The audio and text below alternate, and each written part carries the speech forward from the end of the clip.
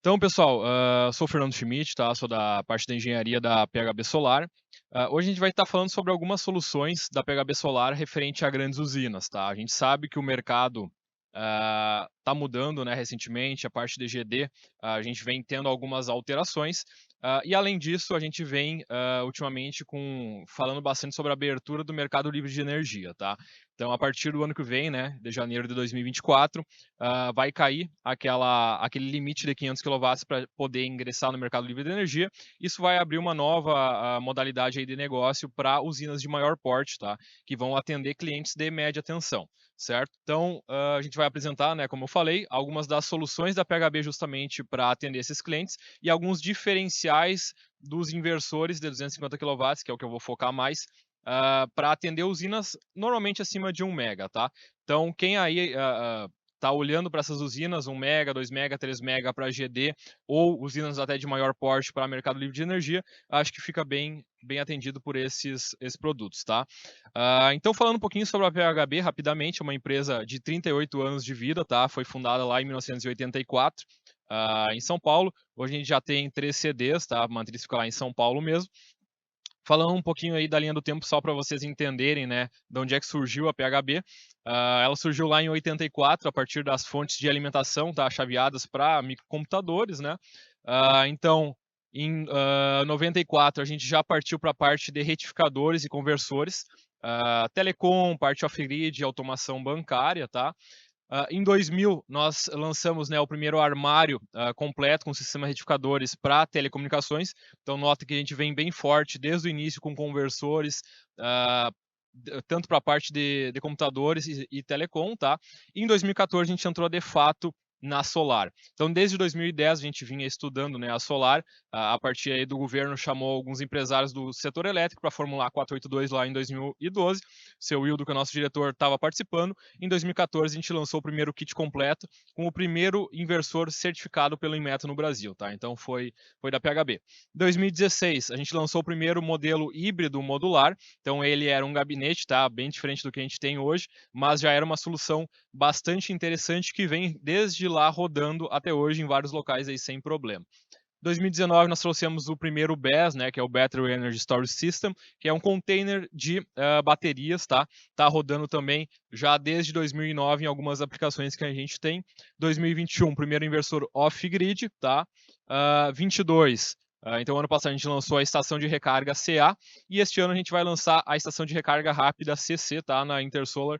Quem puder nos visitar lá, a gente vai estar apresentando o sistema.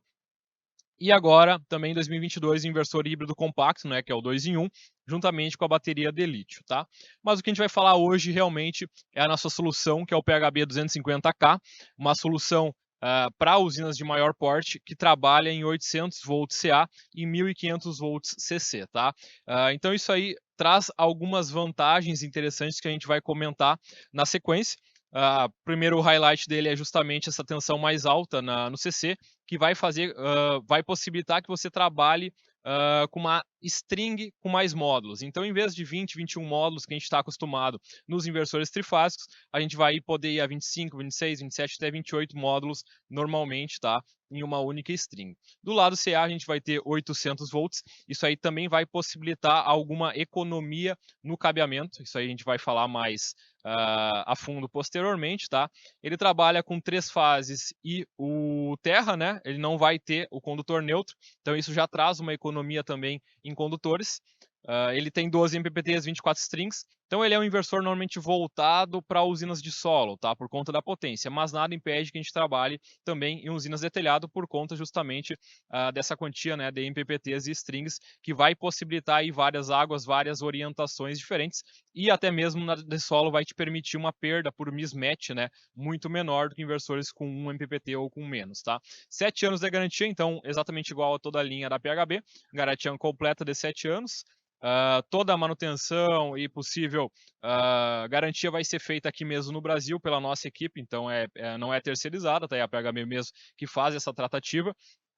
Ele vai ter a produção CC integrada, Então ele vai seguir todas as normativas, tá, brasileiras e europeias, que pede o DPS tipo 2 em Y, então ele vai ter positivo, negativo e a perna do Y, tá, isso aí é solicitado por normativa, ele segue.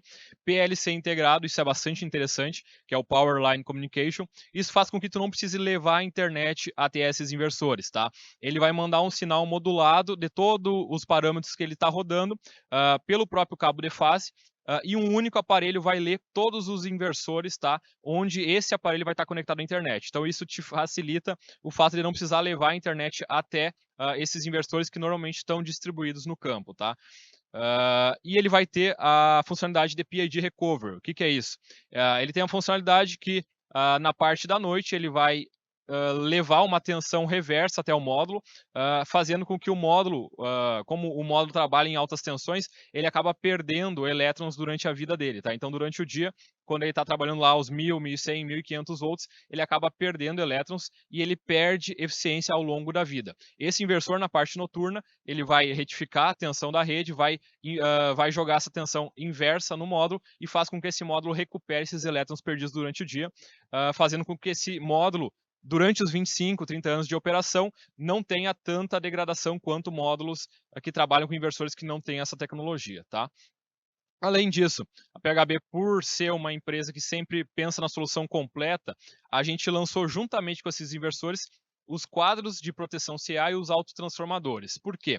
Tem clientes que querem trabalhar com essa solução em locais que têm conexão em 380 ou 220. O foco desse produto não é esse, tá? Mas ele é sim possível trabalhar, por exemplo, com 2, 3, 4 inversores deste porte num local que tenha conexão em 380, por exemplo. Por isso a gente lançou juntamente ao inversor o autotransformador para rebaixar de 800 para 380. Tá? Então a gente pode fazer a conexão desse inversor na baixa e não necessariamente na média, né? Quando a gente vai utilizar um transformador de 800 para 13.8, 23.1 kV.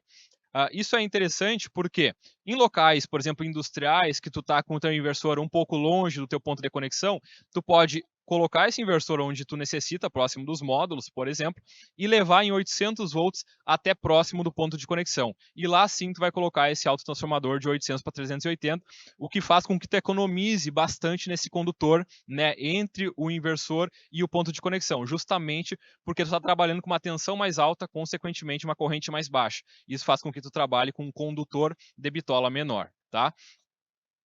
A gente tem, como eu falei, todos os quadros de proteção, né, para 380 e para 220, com um disjuntor de 500 e 800 volts.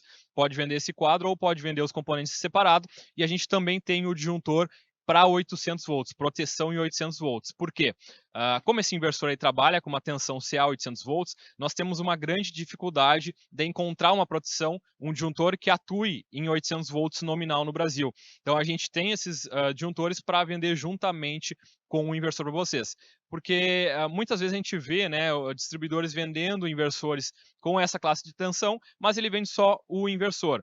Aí na parte de proteção, o integrador tem que acabar procurando isso no mercado nacional.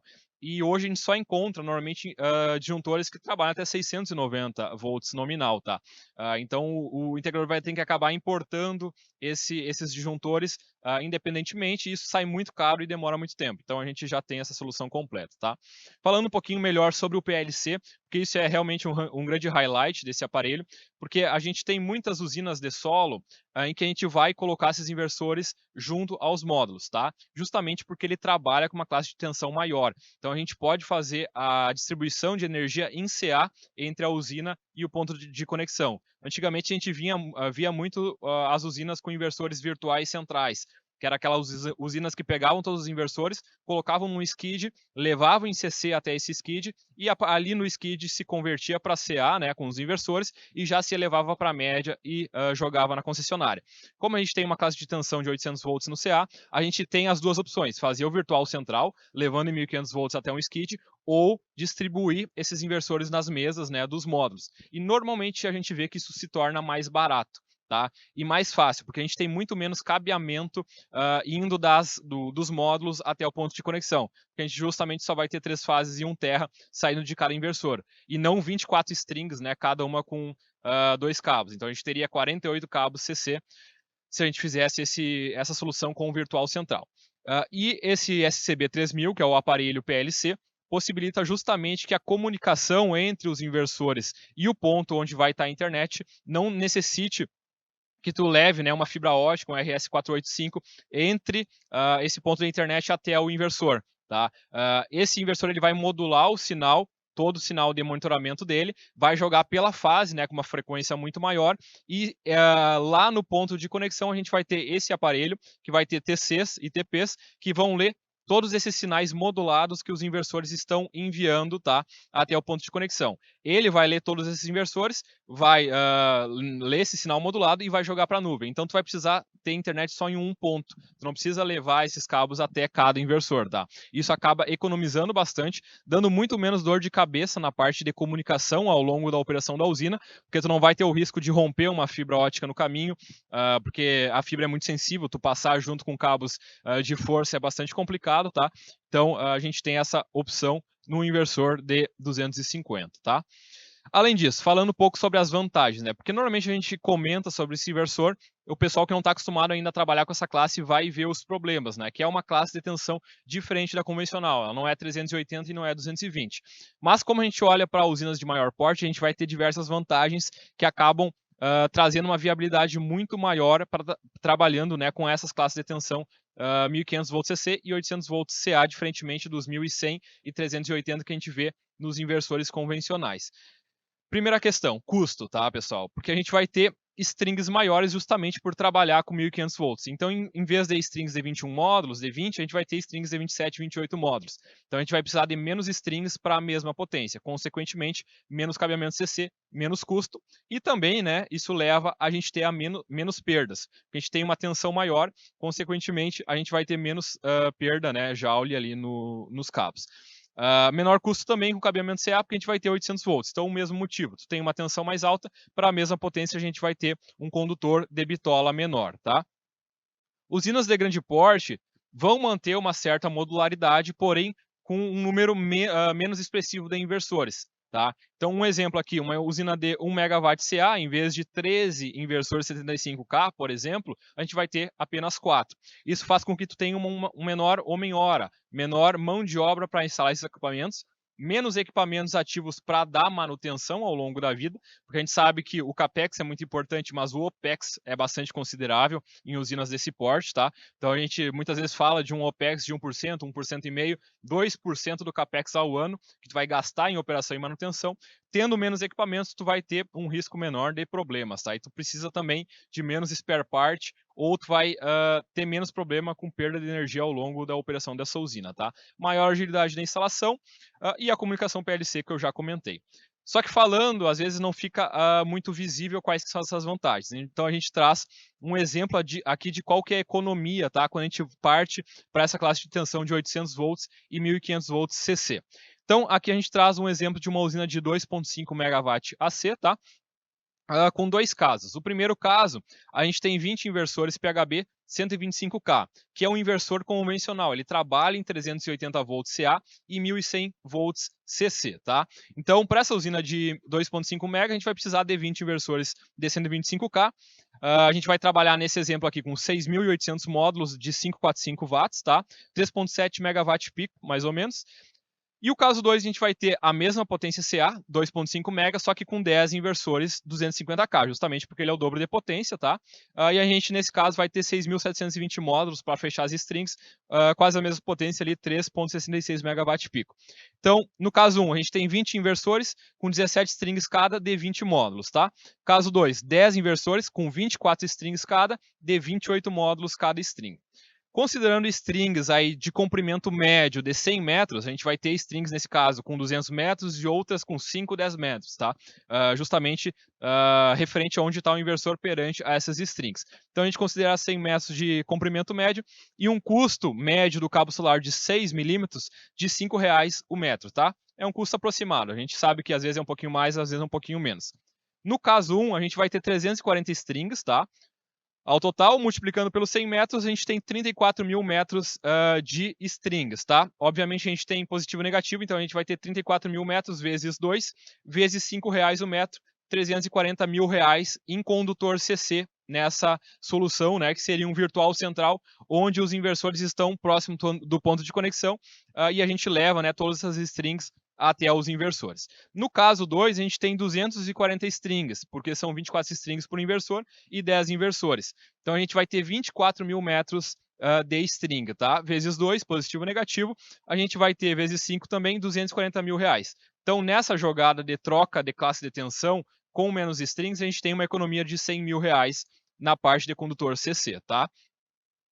Mas a gente pode também fazer aquela questão de jogar os inversores próximos aos módulos e levar toda essa energia em CA até o ponto de conexão.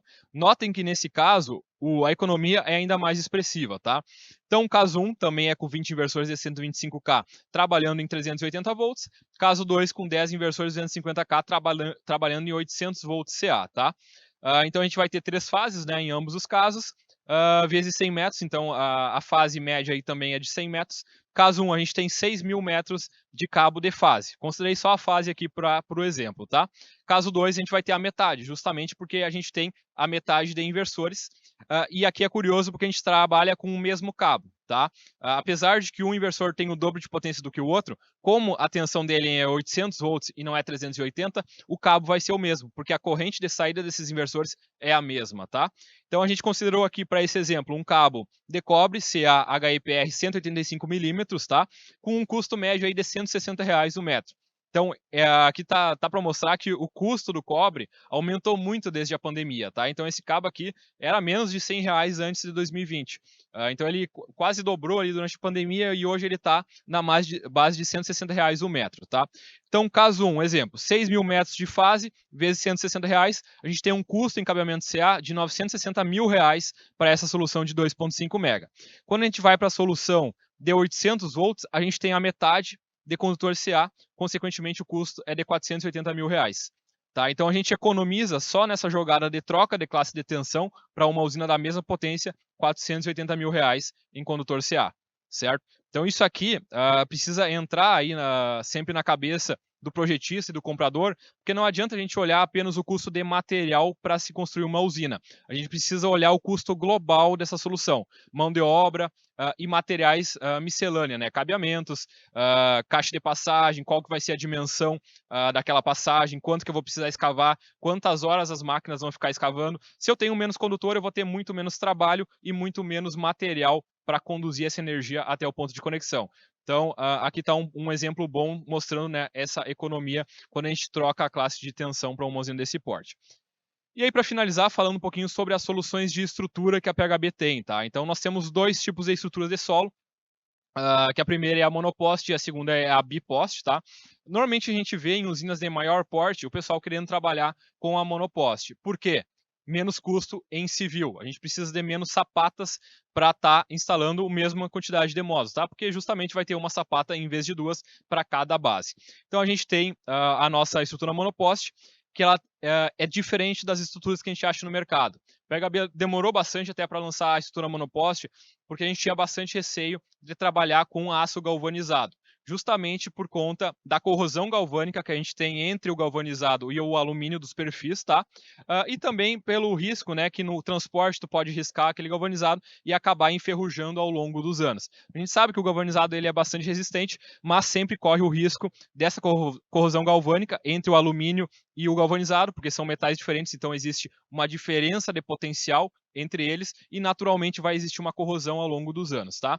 Então essa estrutura ela tem um tratamento diferente. Ela é de aço com tratamento ZAN, que é zinco, alumínio e magnésio. Por a gente ter o alumínio nessa liga que faz, né, o tratamento da estrutura, a gente não vai ter essa diferença de potencial entre o perfil, né, de alumínio que vai estar fixando os módulos e a própria estrutura. Então a gente não tem a corrosão galvânica ao longo dos anos. Então a gente optou por lançar uma estrutura com esse tipo de tratamento, tá? Todos os periféricos, eles são em aço inox, justamente para te não ter o risco de corroer justamente o teu parafuso, que muitas vezes é de aço galvanizado, e é o ponto de fixação daquela estrutura, então a gente não pode correr o risco de corrosão desse material, ainda mais em locais que nem o que a gente está hoje, né, próximo ao mar, que a gente ainda tem o efeito da maresia, tá? Que, consequentemente, a corrosão é muito mais acelerada. A gente tem 2 padrões de inclinação, que é 5, 10 e 15 graus, tá? Aqui provavelmente vocês vão utilizar esse padrão de inclinação, por vocês estarem mais próximo, né, à linha do Equador.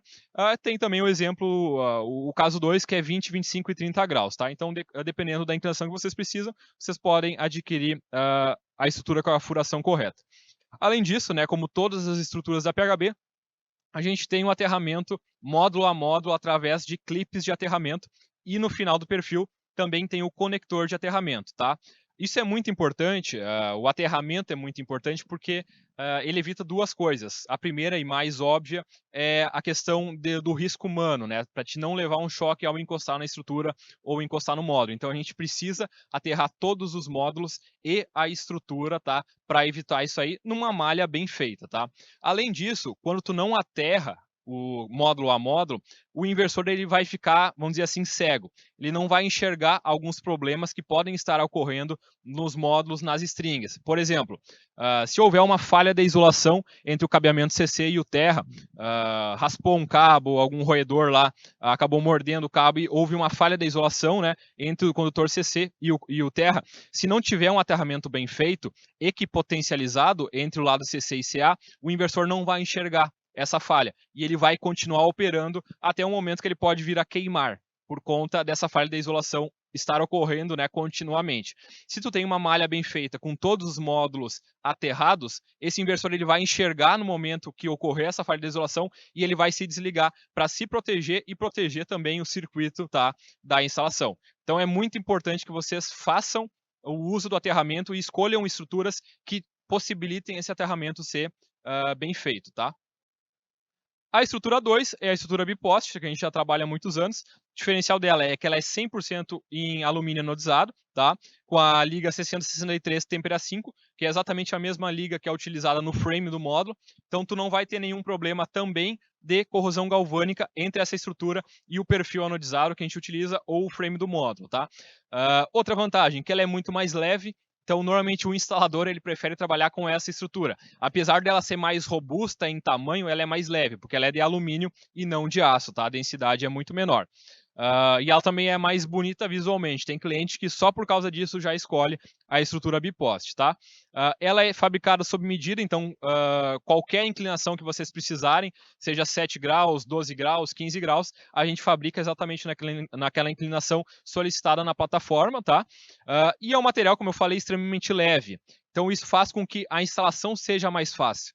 Esse é um outro problema que eu vejo em muitas estruturas. Às vezes a estrutura é muito difícil de instalar, muito pesada, tem alguns problemas que fazem com que a equipe de instalação instale aquilo ali com problemas. Não adianta tu ter a melhor estrutura do mundo se ela é muito difícil de instalar. Isso vai fazer com que ocorram erros, né, na instalação. Então, por melhor que seja essa estrutura, se o instalador instalou ela errado, com o parafuso errado, com o torque errado, tu vai ter problemas de fixação ao longo dos anos. Então, essa aqui traz uma outra vantagem, que é justamente a facilidade da instalação.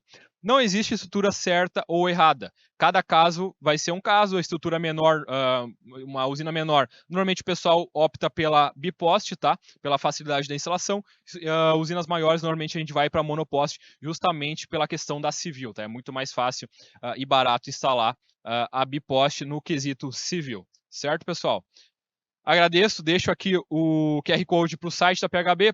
Quem não tiver cadastro aí na plataforma pode cadastrar, fazer o orçamento diretamente pela plataforma, então é bastante simples. Todas as nossas soluções, seja on-grid, off-grid, híbrido, carregador veicular, todas as soluções estão na plataforma para vocês orçarem. Além disso, vocês vão ter um vendedor, tá, físico direcionado para vocês se tiver alguma dúvida comercial. Alguma dúvida técnica, podem passar com a gente ali no stand, tá? Eu e meu colega Ivan, a gente também é da parte da engenharia da PHB, pode estar resolvendo, né, qualquer pendência com vocês. E também na parte comercial a gente indica vocês ao melhor orçamento, tá, com os nossos produtos. E tem também o Instagram, seguem lá que a gente está seguidamente postando, tá, essas soluções. Muito obrigado pela atenção de todos aí.